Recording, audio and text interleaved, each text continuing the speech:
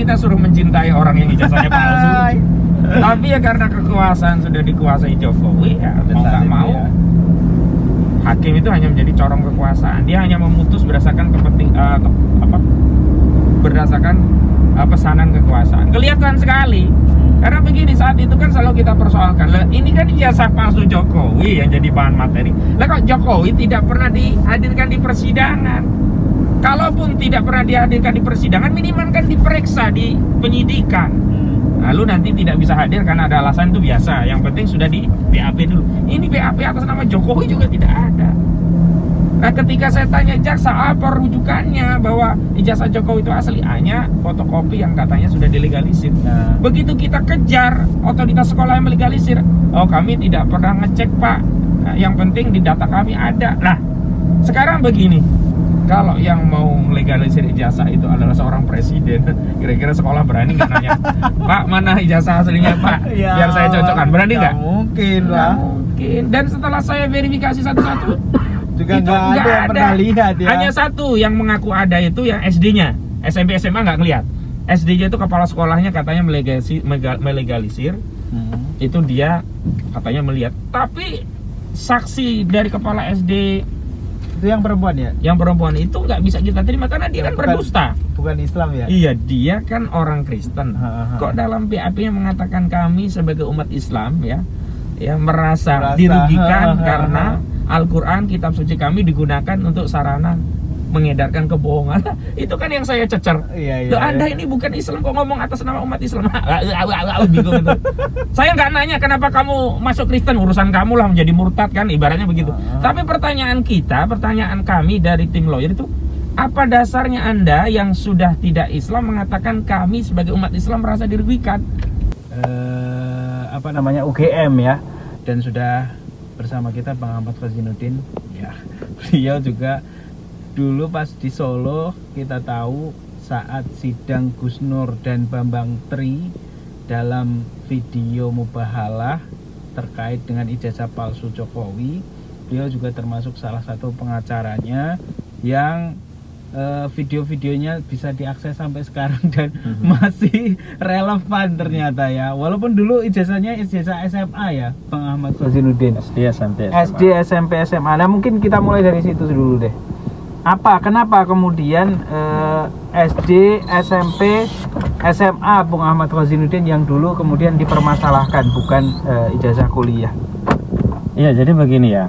Dulu awalnya itu kan Bambang Trimulyono itu kan membuat buku namanya Jokowi Undercover. Yes. Yang pertama ya. Yes. Kalau buku Jokowi Undercover yang pertama ini di periode Jokowi menjabat sebagai presiden yang pertama ya. Ya. 2014 sampai 2000 berapa? Iya, 2014 sampai 2019. Enggak, 2009 sampai 2014. Itu kan periode pertama. Oh enggak, 2014 ke iya betul.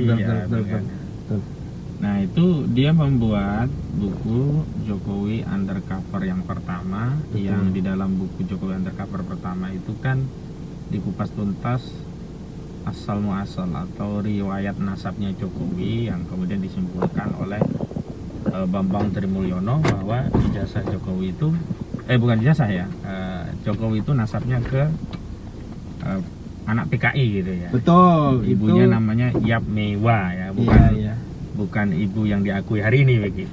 Kita jalan ya. Itu Jokowi Undercover 1 ya. Nah, gara-gara buku itu kan dulu rame ya.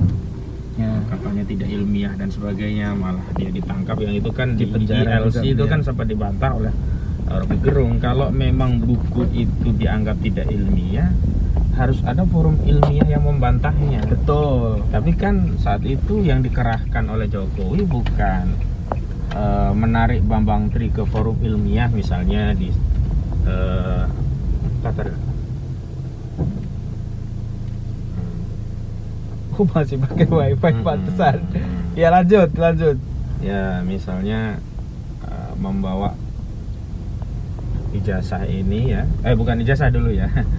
Buku Jokowi Undercover 1 ya, yang bicara tentang Jokowi itu keturunan PKI ke forum ilmiah, misalkan diuji dalam kok kayak gini ya, selalu gini deh. Nggak apa-apa, itu nggak apa-apa.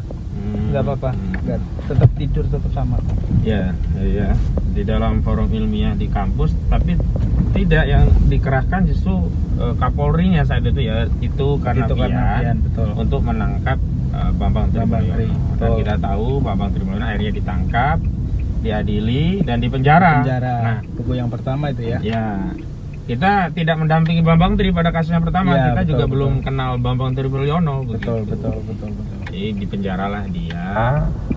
Ala kulihal kan kemudian dia bebas gitu ya.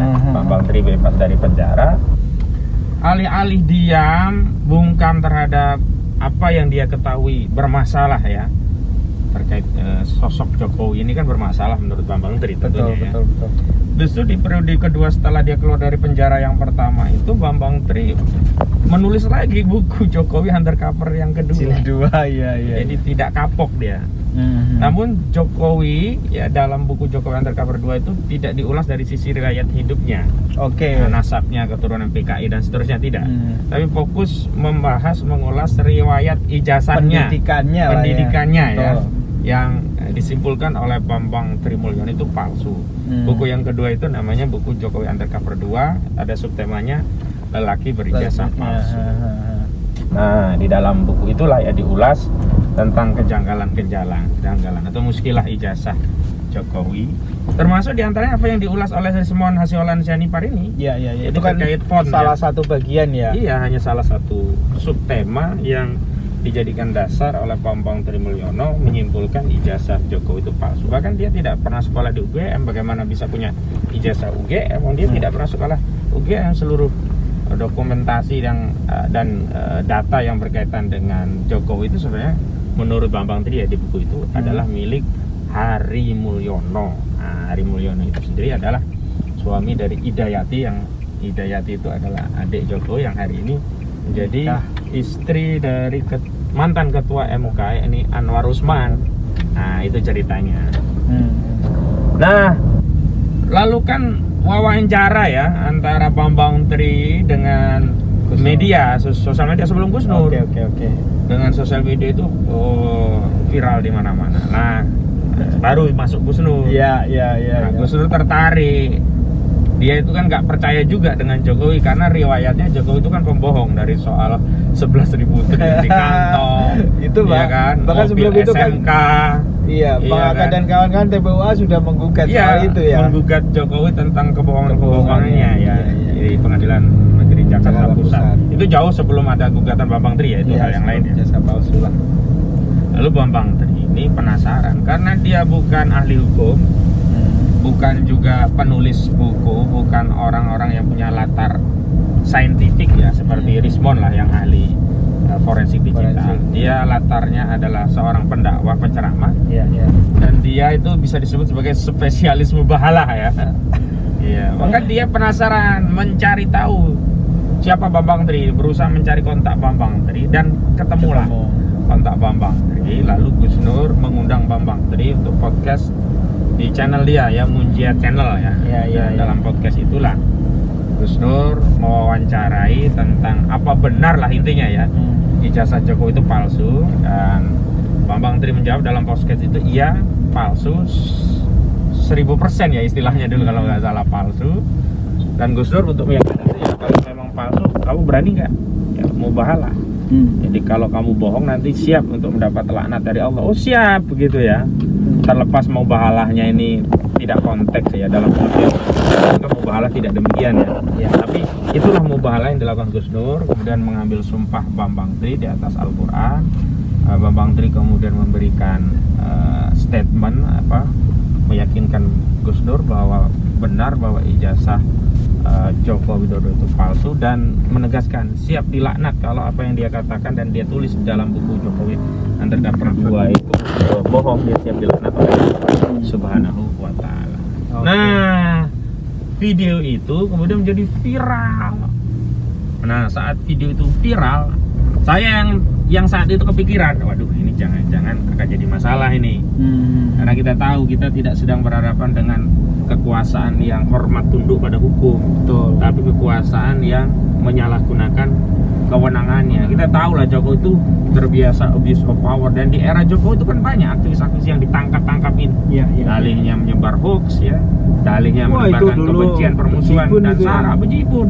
Baik aktivis maupun ulama. Ulama. Kalau ulamanya ada Ustadz Alfian Tanjung, ada yang sampai meninggal itu Ustadz siapa itu? Siapa ya? Lupa ya. Maher Maher Atuwailibi Atuwailibi. ya kan. Ada aktivis kan kayak Syagan Danang Wulan, Jumhur Hidayat. Ada juga Ali Baharsyah kan. Betul. Semua dulu ditangkap-tangkapin, dalihnya sederhana ya, menyebarkan hoax. Dan pasalnya sampai hafal kita. Kalau nggak pasal 28 ayat 2 Undang-Undang ITE, pasti yang dipakai pasal 14 dan ayat 1 Undang-Undang nomor 1 tahun 1946 tentang kabar bohong yang menerbitkan keonaran. Nah, saya khawatir nih. Waduh, jangan-jangan Gus Dur dan Bambang Tri bisa dijerat nih. Nah, saya kepikiran, ada dua yang melatar belakangi kepikiran saya itu. Yang pertama, dari sisi kekhawatiran saya, Gus Dur dan Bambang Tri akan diproses pidana, dikriminalisasi. Oke. Karena dia akan pasti ini Jokowi marah. Oke. Pasti kasus ini akan jadi pidana. Nah, makanya Oke. saya antisipasi, saya tarik materi itu ke perdata. Karena ada SEMA ya, surat edaran Mahkamah Agung, jika satu perkara itu sedang diperkara masalah perkatanya, maka pidananya nggak boleh masuk. Oke. Nah, maka saya punya inisiatif, berarti ini harus kita ganjel, jadikan perkara ini perkata dulu. Oke. Nah, saya berinisiatif untuk bisa menghubungi Gus Dur dan Bambang Tri agar Bambang Tri mau menggugat secara perdata. Itu latar yang pertama untuk memberikan perlindungan kepada Gus Dur dan Bambang Tri, karena saya khawatir saat itu ini keduanya pasti akan dipersoalkan. Yang kedua, ya pendekatan untuk membuktikan ijazah palsu itu kan tergantung latarnya ya. Kalau Bambang Tri karena dia penulis, ya wartawan lepas juga ya. Iya. Maka dia membuktikan ijazah juga palsu itu dengan menulis buku. Betul. Dan buku yang dia buat itu berdasarkan riset, ada betul. penelaahan dokumen, wawancara narasumber, macam-macam lah. Dan ya kita lihat juga di buku Jokowi Undercover itu dia kan tunjukkan juga ya foto-foto ijazah yang di dalam ijazah itu bermasalah, baik dari sisi font, ya kapan dikeluarkannya, ya tahun itu apakah SMA 4 itu sudah ada dan seterusnya begitu. Iya, pembimbingnya. Nah, Gus Dur karena dia latarnya pendakwah ya, dia latarnya penceramah, cara dia untuk mencari kebenaran ya dengan mubahalah, maka dia gunakan mubahalah. Nah, sementara saya kan advokat. Dan negara ini kan negara hukum, maka segala hal yang berkaitan dengan hukum itu harus dibuktikan lewat pengadilan. Maka saya menarik persoalan ijazah palsu itu ke ruang peradilan. Oke. Biar semua menghormati hukum. Oke. Nah, lalu saya coba menghubungi Bambang Tri. Alhamdulillah ya, ringkasnya akhirnya ketemulah Bambang Tri ya. Ketemu, dan Bambang Tri sependapat, dia juga memang pingin menggugat, cuman saat itu dia juga bingung cari lawyernya. Nah, ketemu saya, akhirnya cocok, kita gugat lah itu di Pengadilan Negeri Jakarta Pusat tahun 2022 itu ya. Iya. Bulannya April kalau nggak salah ya. Nah, belum sempat ya panggilan pertama dihadiri Bambang Tri, ternyata dugaan saya benar. Ya, ini apa? Gus Dur dan Bambang Tri akhirnya ditangkap oleh Direktorat Tindak Pidana Cyber Barreskrim Mabes Polri karena dianggap mengedarkan kabar bohong, penodaan agama, menyebar kebencian dan perusahaan berdasarkan sara. Nah, itu kan ramai ya saat itu. Iya. Akhirnya kami bermusyawarah lah di tim lawyer ya. Ini gimana ya kelanjutannya kalau kita hadapi dua-duanya, ini ada dua perkara sekaligus. Sementara kita kan nggak mungkin ya bertarung pada dua peperangan sekaligus. Energi kita terbatas. Yang kedua, hari ini mau nggak mau yang wajib untuk kita dampingi itu pidananya, karena dia sudah ditahan. Sementara perdatanya kan masih bisa kita tunda. Iya. Karena itu saat itu kita mengambil kesimpulan untuk kita cabut dengan pertimbangan agar buktinya lebih lengkap, karena yang punya bukti kan Bambang Tri, sementara dia ditahan. Iya. Yang kedua, agar kita bisa berkonsentrasi ke peradilan pidananya. Iya. Yang ketiga yang paling penting adalah beban pembuktian itu biar berganti ke jaksa, sehingga jaksa yang punya kewajiban menghadirkan ijazah Jokowi yang asli. Karena begini kan logikanya, kalau Gus Dur dan Bambang Tri dianggap mengedarkan kabar bohong, menerbitkan keonaran di kalangan rakyat tentang ijazah palsu, berarti kan jaksa harus membuktikan ijazah palsu itu adalah kabar bohong. Iya. Cara membuktikan ijazah palsu itu kabar bohong adalah dengan menunjukkan ijazah aslinya. Nah, ini loh yang benar begitu ya. Nah, kami saat itu optimis Jokowi pasti nggak punya ijazah aslinya, sehingga jaksa pasti gagal ya membuktikan bahwa ijazah Jokowi asli, sehingga dia juga gagal membuktikan dakwaan bahwa ijazah palsu yang dijadikan materi mubahalah itu sebagai kabar bohong. Jadi kita balik, beban pembuktiannya ada pada jaksa. Ya. Kan selama ini kelompok pendukung Jokowi selalu berdalih, siapa yang mendalilkan, dia yang harus membuktikan. Nah faktanya jaksa yang mendalilkan Gus Dur dan Bambang Tri mengedarkan kabar bohong ijazah palsu. Menjadi kewajiban jaksa kan yang harus membuktikan ijazah Jokowi itu tidak palsu. Tapi ternyata sidang di Pengadilan Negeri Surakarta sampai 6 bulan. Antum kan ikut kan? Sampai putusan. sampai di putusan, penjara. Sampai putusan itu ternyata kita tidak pernah melihat ijazah Jokowi yang asli. Dan akhirnya Gus Dur dan Bambang Tri dipaksa dipidana walaupun tidak ada bukti bahwa dia mengedarkan kabar bohong. Logikanya dari mana? Ini ijazah palsu itu kabar bohong, loh ijazah aslinya nggak ada. Artinya ketika jaksa gagal membuktikan kabar bohong itu kan harusnya kan dibebaskan. Tapi apa? Ya kita tahu lah kalau pengadilan itu kan di bawah kendali kekuasaan. Akhirnya ya dipaksa Gus Dur dan Bambang Tri di tingkat pertama itu divonis 6 tahun dengan tuntutan maksimum 10 tahun. Kita ya saya saya menjadi lawyer itu sejak 2010 sampai hari ini berarti 15 tahun. Belum pernah mengalami atau mendapatkan kasus yang tuntutan jaksa itu sama dengan pasalnya. Misalkan pasal kabar bohong, tuntutan maksimumnya kan 10 tahun. Biasanya jaksa itu selalu menuntut di proses persidangan itu di bawahnya. Hakim nanti memvonis di bawahnya lagi. Ini khusus dalam kasus Gus Dur dan Bambang Tri itu dituntut maksimum 10 tahun. Makanya kemudian divonis oleh Pengadilan Negeri Surakarta dengan vonis berapa? 6 tahun. Nah, itu kita ajukan banding. Nah, saat kita mengajukan banding, ternyata banding kita diterima oleh Pengadilan Tinggi Semarang. Itu dikoreksi putusan Pengadilan Negeri Surakarta. Sebelumnya divonis 6 tahun, pasalnya kabar bohong, pasal 14 ayat 1 Undang-Undang Nomor 1 tahun 46. Nah, di judek faksi tingkat kedua, istilahnya begitu ya, peradilan fakta di tingkat kedua banding. Itu Pengadilan Tinggi Semarang mengoreksi, pertama membatalkan pasal kabar bohong. Artinya nggak ada kabar bohong dong. Artinya ijazah palsu Jokowi itu bukan kabar bohong. Iya kan? Iya. Hanya Gus Dur dan Bambang Tri dianggap mengedarkan kebencian dan permusuhan berdasarkan suku, agama, ras, dan antar golongan. Pasal 28 Undang-Undang ITE.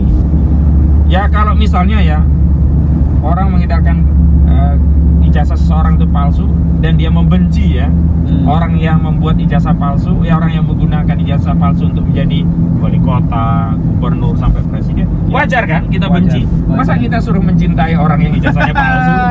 Tapi ya karena kekuasaan sudah dikuasai Jokowi, ya mau nggak mau hakim itu hanya menjadi corong kekuasaan. Dia hanya memutus berdasarkan berdasarkan pesanan kekuasaan. Kelihatan sekali. Karena begini, saat itu kan selalu kita persoalkan, lah ini kan ijazah palsu Jokowi yang jadi bahan materi. Lah kok Jokowi tidak pernah dihadirkan di persidangan? Kalaupun tidak pernah dihadirkan di persidangan, minimal kan diperiksa di penyidikan. Lalu nanti tidak bisa hadir karena ada alasan, itu biasa. Yang penting sudah di BAP dulu. Ini BAP atas nama Jokowi juga tidak ada. Nah ketika saya tanya jaksa apa rujukannya bahwa ijazah Jokowi itu asli, hanya fotokopi yang katanya sudah dilegalisir. Begitu kita kejar otoritas sekolah yang melegalisir, oh kami tidak pernah ngecek pak, nah, yang penting di data kami ada. Nah sekarang begini, kalau yang mau legalisir ijazah itu adalah seorang presiden, kira-kira sekolah berani nggak nanya, Pak mana ijazah aslinya Pak, biar saya cocokkan, berani nggak? Mungkin lah. Mungkin. Dan setelah saya verifikasi satu-satu, juga nggak ada yang pernah lihat ya. Hanya satu yang mengaku ada, itu yang SD-nya. SMP SMA nggak ngeliat. SD-nya itu kepala sekolahnya katanya melegalisir. Itu dia katanya melihat. Tapi saksi dari kepala SD itu yang perempuan ya? Yang perempuan itu nggak bisa kita terima karena dia kan berdusta. Bukan Islam ya? Iya, dia kan orang Kristen. Kok dalam BAP-nya mengatakan kami sebagai umat Islam ya merasa dirugikan karena Al-Quran, kitab suci kami digunakan untuk sarana mengedarkan kebohongan. Itu kan yang saya cecer. Anda ini bukan Islam kok ngomong atas nama umat Islam. Bingung itu. Saya nggak nanya kenapa kamu masuk Kristen, urusan kamu lah, menjadi murtad kan, ibaratnya begitu. Tapi pertanyaan kami dari tim lawyer itu, Apa dasarnya Anda yang sudah tidak Islam mengatakan kami sebagai umat Islam merasa dirugikan? Terus kitab kami Al-Quran, sejak kapan orang Kristen kitabnya Al-Quran gitu loh? Nah itu kan waktu itu saya cecer dia. Namanya siapa ya? Lupa saya. Aku juga lupa lagi. Siapa? Ningsih apa siapa gitu. Pokoknya loh. ada sih-sihnya terakhir. Itu kan nggak bisa membuktikan, tapi tadi tetap divonis. Nah, jadi apa yang diurai oleh Rismon itu sebenarnya sudah juga kita ulas ya di persidangan. Dan sebenarnya dulu kalau sosok Rismon ini sudah muncul seperti ini ya, pasti kita tarik sebagai saksi ahli. Ya, benar. Cuman saat itu kan kita belum tahu Rismon juga belum buka suara seperti hari ini. Iya. Mungkin dia juga baru mendapatkan ilham akhir-akhir ini kan ya. Jadi saya kira kita harus mendukung ya Rismon ini untuk terus bersuara. Terakhir kan dia dapat itu, dapat teror. Kaca gitu. mobilnya dipecah, bannya disayat. Sebulan ini dia merasa dikuntit. Makanya dia update status di X ya, dan juga dia kirim ke sejumlah media agar kalau ada yang terjadi apa-apa pada dirinya, bahkan kalau terjadi pembunuhan lah kira-kira, itu konteksnya masyarakat memahami bahwa hari ini dia mendapat perlakuan itu karena terakhir dia sedang gencar-gencarnya membongkar ijazah palsu. Begitu. Oke. Iya, tadi kan Bang Ahmad Khazinuddin sempat menyampaikan atas banding yang disampaikan Bang Ahmad Khazinuddin, menguatkan bahwa apa yang diputuskan oleh hakim soal ijazah palsu Jokowi. Nah, menurut Mahkamah Agung kan artinya bukan apa bahasanya ya. Justru Mahkamah Agung memberikan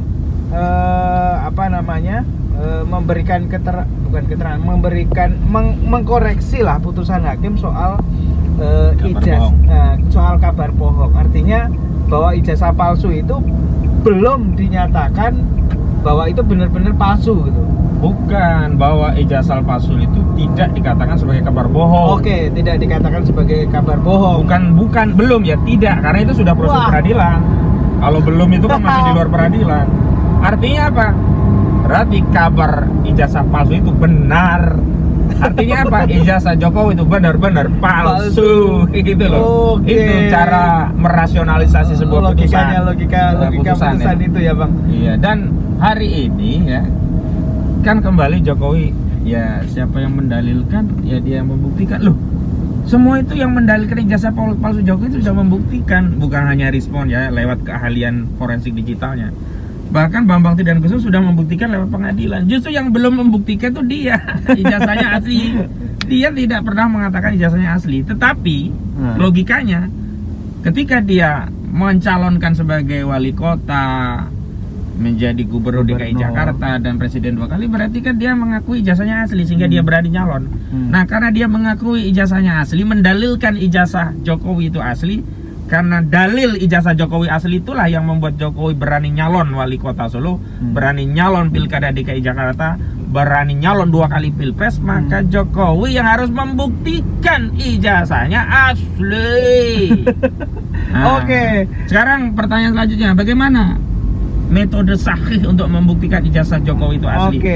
Bukan dengan mengatakan oh itu cuman fitnah murahan yang selalu diulang-ulang. Bukan dengan begitu, atau bukan dengan mengumpulkan konferensi pers, teman-temannya ngomong, ini loh dulu Pak Jokowi teman saya makan bakso, dia kalau makan bakso pentolnya sering dilepeh-lepeh, misalnya begitu. Oh ini loh Pak Jokowi dia itu rajin sekali ya, sampai nggak ada makanan yang tersisa di kelas, misalnya begitu. Tidak seperti itu mekanismenya.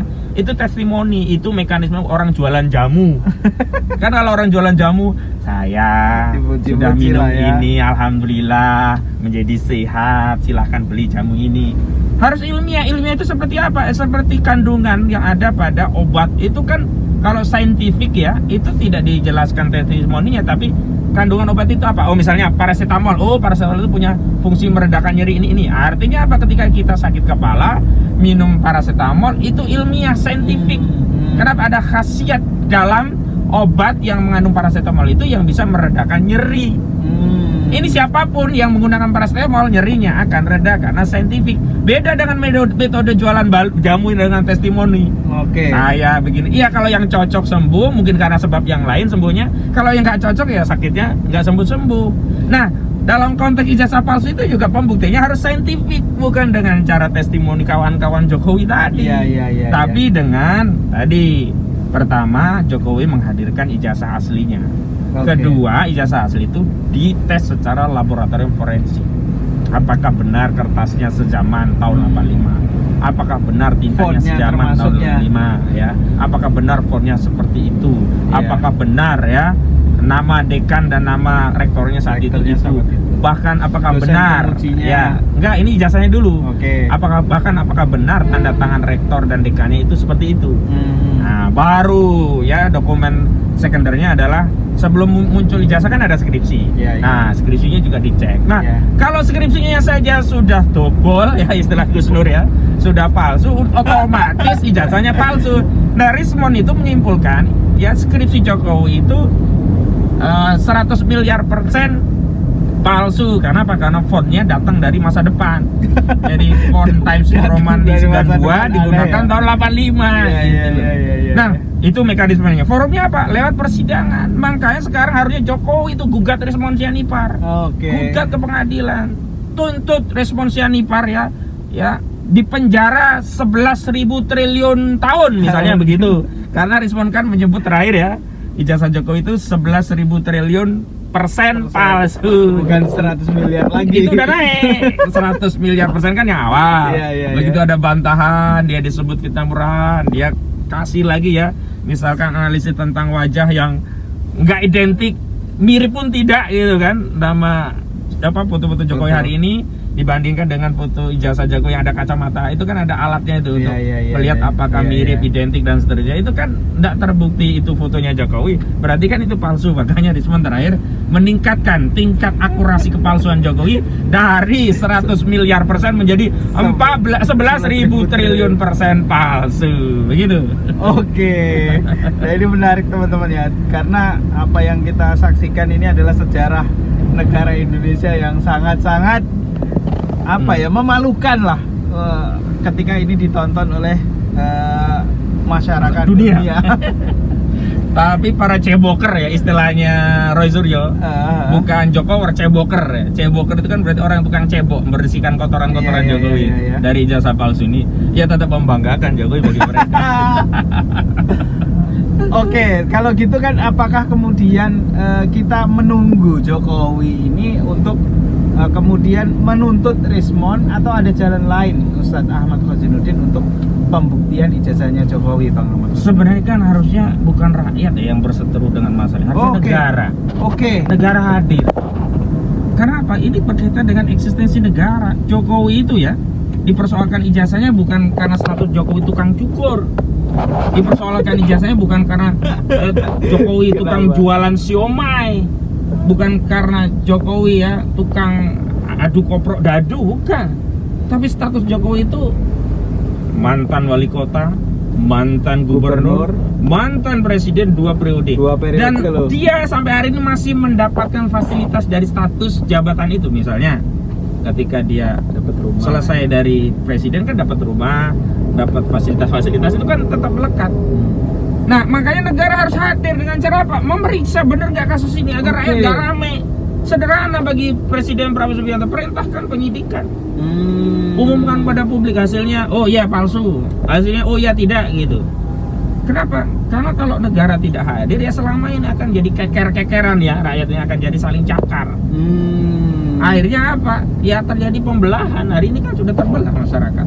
Walaupun kita tahu yang pro itu kita tahu lah motifnya. Tetapi bagi masyarakat yang menginginkan membersihkan ya legasi sejarah bangsa Indonesia dari noda hitam ijazah palsu bagi pemimpinnya ya, kan punya kepentingan ya, untuk membuktikan ini biar tuntas selesai.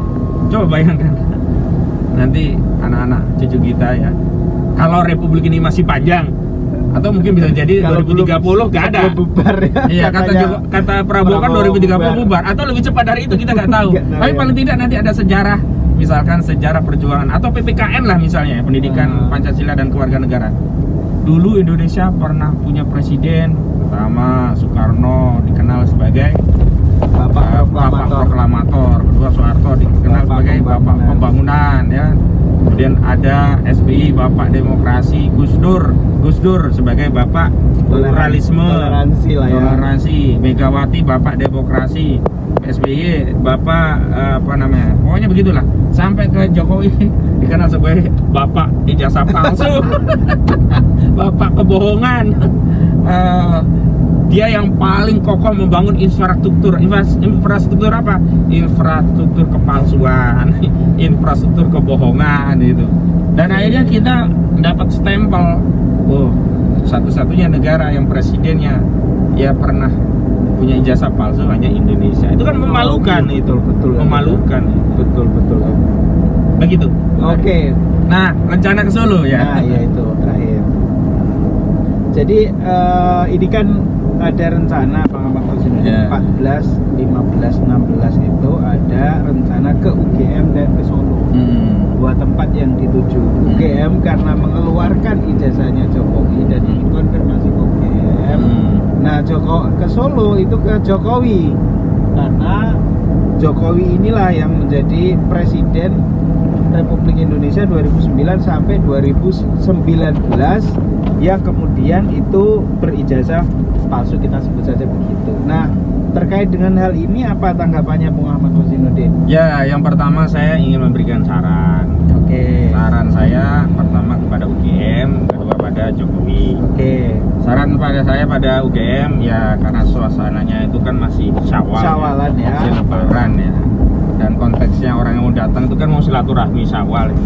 Ya sediakanlah penganan-penganan, hidangan-hidangan.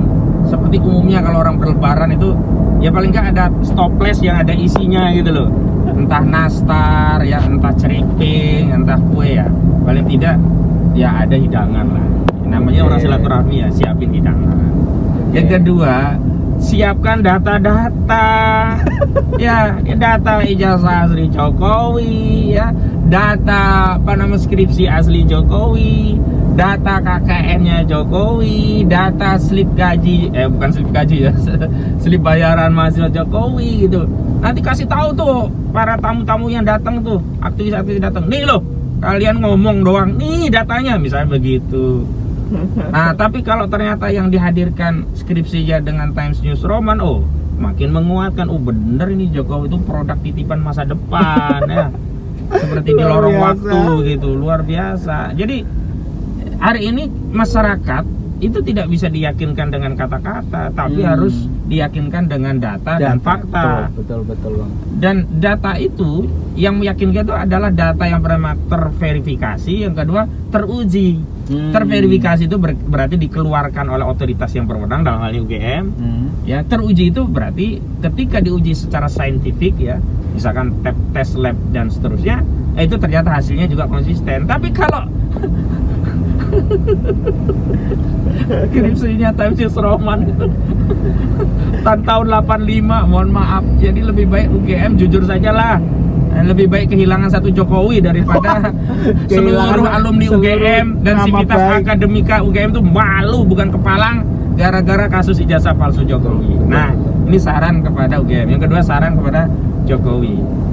Pada Jokowi ini mungkin saja Pak ya, ini orang-orang itu sangat cinta sama Pak Jokowi sampai ingin datang silaturahmi ke Solo menemui Pak Jokowi. Ya tetaplah sediakan pengenan, syukur ada kopi, teh gitu, tapi jangan dikasih racun, kasihan kalau dikasih racun. Ya, yang kedua siapkan data-data. Yang paling sederhana udahlah, nggak usah data lainnya, ijazah UGM-nya saja yang asli. Terus panggil ya, perintahkan Pak Prabowo, jangan minta tolong Pak Prabowo. Perintahkan Pak Prabowo bawa ahli forensik dari Mabes Polri ya untuk ngetes langsung di depan tamu-tamu tadi. Nih ijazah saya, nih ahli forensik dari Mabes Polri, silakan tes Pak Polisi hari ini langsung, kita tunggu hasilnya. Apakah kertas saya ini usianya dari tahun 85 bener dah? Apakah tintanya juga sama usianya dengan usia kertas? Apakah fontnya juga relevan pada masa tahun itu? Apakah kemudian tanda tangannya identik atau tiruan dan seterusnya? Begitu ya, dikasih tahu ijazah aslinya, kemudian hasil tesnya langsung di rumah dia di Sumber Solo, pasti akan membungkam seluruh orang yang datang. Dan setelah itu mereka akan malu pulang dari Solo ternyata mereka ini tertipu oleh Bambang Tribulyono. Nah, itu saran saya. Oke. Baik, terima kasih teman-teman. Tapi mohon maaf, kayaknya saran saya sulit ya untuk dilaksanakan. Kenapa? Ya masalahnya sampai hari ini jangankan didatangi orang ke rumahnya, di pengadilan yang ada kewajiban siapa yang membuktikan, siapa yang mendalilkan, dia harus membuktikan saja, ijazah itu tidak pernah muncul. Betul, betul. Oke, Bang Ahmad Fazinuddin, terima kasih atas waktunya. Terima kasih teman-teman yang sudah menonton. Ini eksklusif sejarah ijazah palsu Pak Presiden Joko Widodo bersama Bang Ahmad Fazinuddin. Terima kasih. Wassalamualaikum warahmatullahi wabarakatuh.